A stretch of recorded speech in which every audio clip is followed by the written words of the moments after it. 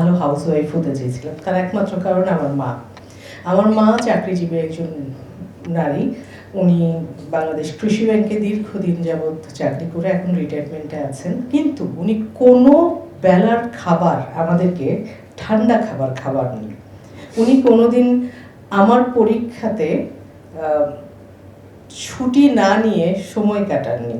উনি অসম্ভব অসুস্থ ছিলেন একটা সময়ে, কিন্তু তারপরেও উনি যথাসময়ে অফিসে গেছেন এবং অফিস থেকে ফিরে এসেছেন শুধুমাত্র তার সন্তানের বাৎসরিক পরীক্ষার সময়টা উনি ছুটি কাটাবেন তাই। তো এই হলেন আমার মা, আর আমি তার সন্তান।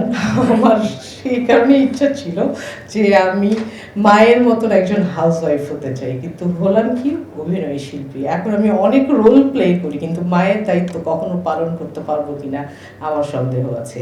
মার প্রতি আমার অবস্থাটা এমনই বাজে ছিল যে কারণে অকারণে আমি খালি ও মা মা মা মা করতাম। মা আমাকে বলতেন যেটা, যে তুই এক কাজ কর, তুই একটা ক্যাসেটে মা শব্দটা রেকর্ড কর, এত মুখ ব্যথা না করে খালি ক্যাসেট প্লে করবি আর আমি চলে আসবো, আমার তো কাজই তোর জন্য। তা এই হলেন আমার মা, এবং আমার মায়ের কারণে আমার কখনো বন্ধুর প্রয়োজন হয়নি।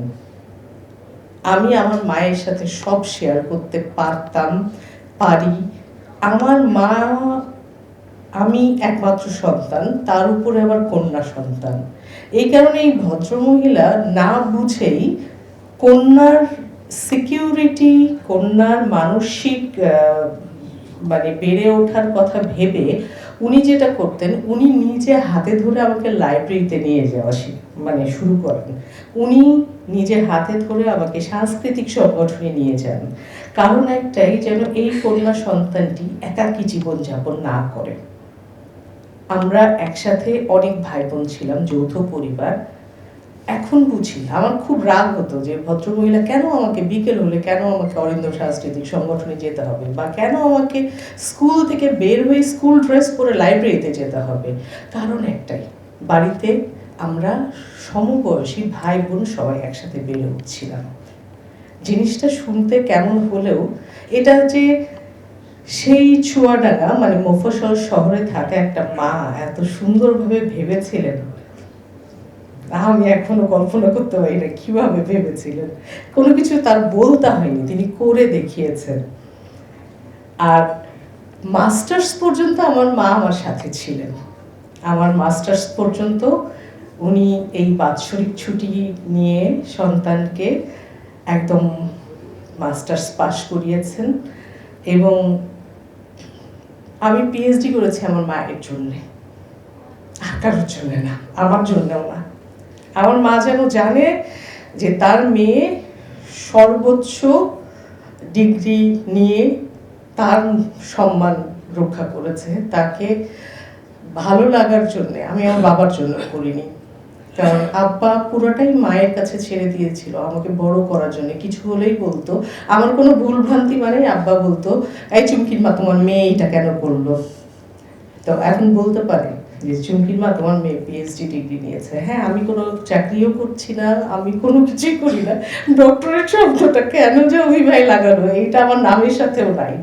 কিন্তু আমি আমার মায়ের জন্য, আমি খুবই অ্যাভারেজ একটা স্টুডেন্ট, আমি খালি পাশ করেছি মাকে খুশি করার জন্যে, এই ডিগ্রিটা নিয়েছি মায়ের জন্যে। এবং আমার মা আজ সম্মানিত হলেন। আমি আমার মাকে সম্মান দেওয়ার চেষ্টা করেছি সকল সময়। আমার মা কখনো আমার শুটিং ফ্লোরে আসেনি, আমার কলিগরা কেউ আমার মাকে চিনে না। তো কিন্তু আমার প্রয়াত মা, আমার শাশুড়ি মা, উনি কিন্তু অনেক আগে একজন গর্বিত জননী হিসেবে অ্যাওয়ার্ডেড। তখনও আমি ফিল করিনি যে এই অ্যাওয়ার্ডটা কি এত আনন্দ দেয়। এখন উনি চোখ মুছতেছেন। তো এই চোখের পানি আসলে অনেক আনন্দের। অসংখ্য ধন্যবাদ আলিরূপা ফাউন্ডেশন, অসংখ্য ধন্যবাদ অভিভাইকে, অসংখ্য ধন্যবাদ আপনাদের সবাইকে। এবং মা মাই, বাবা বাবাই। বাবারা বলে হয়তো যে তোমার মেয়ে বা তোমার ছেলে কেন এমন করলেন, কিন্তু একমাত্র মা জানে যে কিভাবে সন্তানকে আসলে ছায়া দিয়ে, আদর দিয়ে, বন্ধু হয়ে, অনেক বন্ধুর পথ অনেক সুন্দরভাবে সামনে এগিয়ে দিতে হয় সন্তানকে। এটা যত বয়স হচ্ছে তত আমি উপলব্ধি করতে পারছি, কারণ আমি তো তারই সন্তান। মায়েরা তো সন্তানদেরকে এমনভাবে বড় করে যে অনেক কিছু বুঝতে দেয় না। যেমন এই গবেষণার কাজ করতে এসে একটা শব্দ আমি শিখেছি, বুনিয়াদি শিক্ষা। অদ্ভুত ব্যাপার, এই শব্দটা আমি আগে কেন ওইভাবে আইডেন্টিফাই করিনি বা ওইভাবে ভাবিনি। বুনিয়াদি শিক্ষা একজন সন্তান পরিবার থেকে পায়, একজন সন্তান মায়ের কাছ থেকে পায়, বাবার কাছ থেকে পায়। তো এই শিক্ষাটাই তাদের মানে চলার পথের পাথেও এই শিক্ষাটাই তাদের আজীবনের শিক্ষা।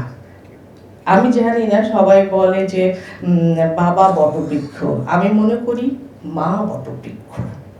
বাবা অবশ্যই অনেক বড় আলো ছায়া বাতাস দিয়ে রাখে।